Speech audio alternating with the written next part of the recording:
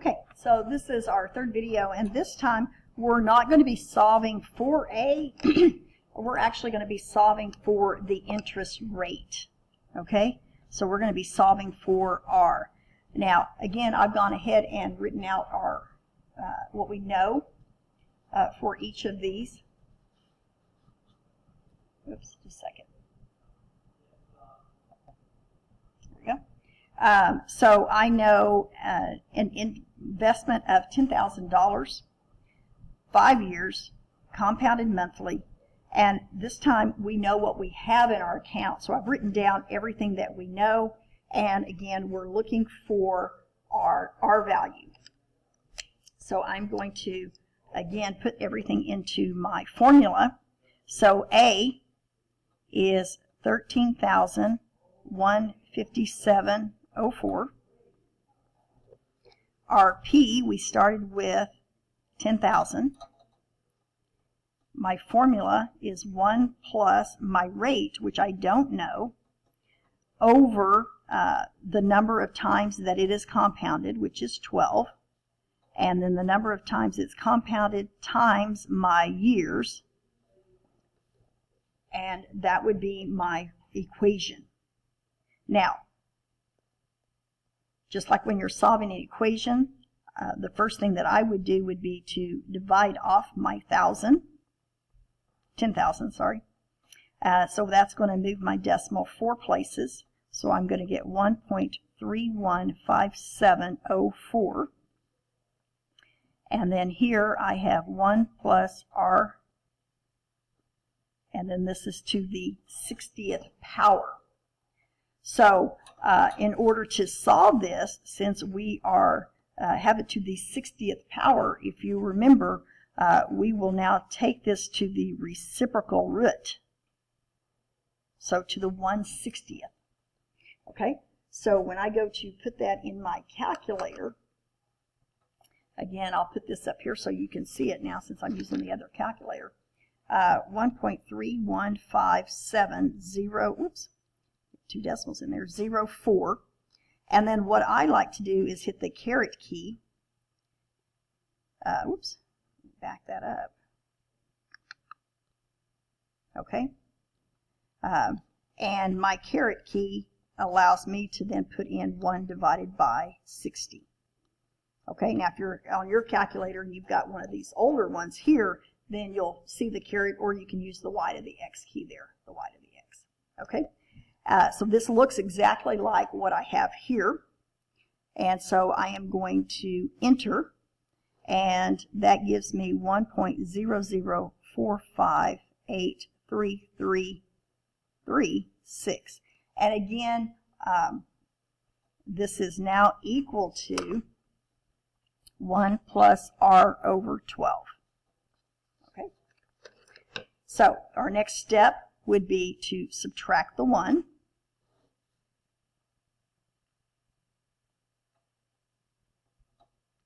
And really you do want to hang on to everything.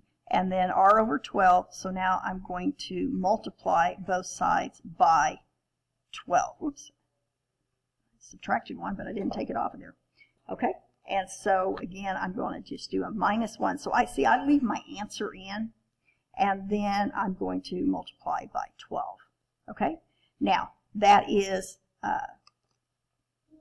R equals, and that is 0.055, and then zeros after that. Now, that is the decimal value. So, again, I would go back and change it to my percent.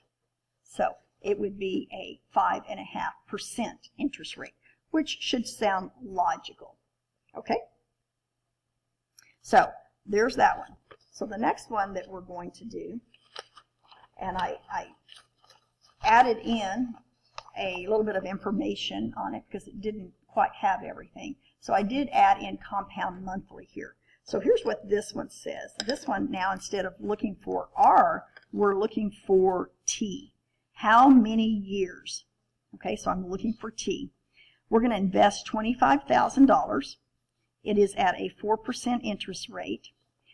It's compounded monthly, and it wants to know when we're going to double our investment. That means that I now need $50,000. Okay? Now, the other way that you could do doubling is you could always call this as 1 and this as 2 because you're doubling it, and that would just be a generic way of doing it. But I'll go ahead and use the values that they gave us. So we're going to want to end up with 50,000. I'm starting with 25,000. We have 1 plus my rate over my 12, and then again it is my number compounded times the number of years, which in this case I do not know, and this is all to your exponent. So again, to solve, we have our t here. We're going to go ahead and get rid of our 25. So this is why I said you could just put in 2 and 1. Okay? And I'm going to go ahead and take 0.04 and divide it by 12. Okay? And that's going to give me 0.03, and that 3 is repeating on that. And then this is 12t. Okay? So really I have 1.003333, so forth, 12t. Okay? Now, how do we solve it when the variable is in the exponent? Well, we have to go to log form.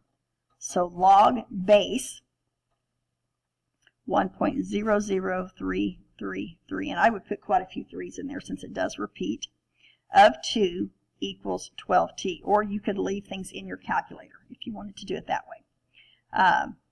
And then, so now we're going to just divide both sides by 12. So really I'm going to put in my calculator log of 2, okay, divided by log of 1.003333, okay, and I might put that in parentheses, and then I'm going to divide that answer by 12, okay. So again, I'm going to take and do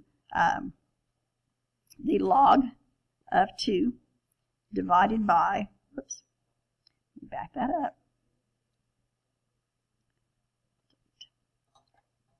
log of 2 divided by the log, and that was, what was it, 1.00333 something, okay, and I'm going to get my answer, it's 208, and then I need to divide that by 12, okay, so 17.3592, and that is years. And if you wanted to, you could, I'm going to subtract the 17 off, so that's a partial year, and then I could even multiply it by 12 and say roughly 17 years and 4 months, and then I could even keep doing from there and minus 3, and then take that and multiply it by 30 and get how many days it would be roughly. Oops, I didn't do that. I forgot to tell you. Anyway, but it would be okay to leave it in what part of a year it is. Okay? So I just wanted to show you one where, again, your variable was in your exponent, and then remember we have to go to log form. And even if we're going to log form, you're going to have some really weird decimals on there. Okay? So that is using everything that we have now been taught with logarithms to solve those problems.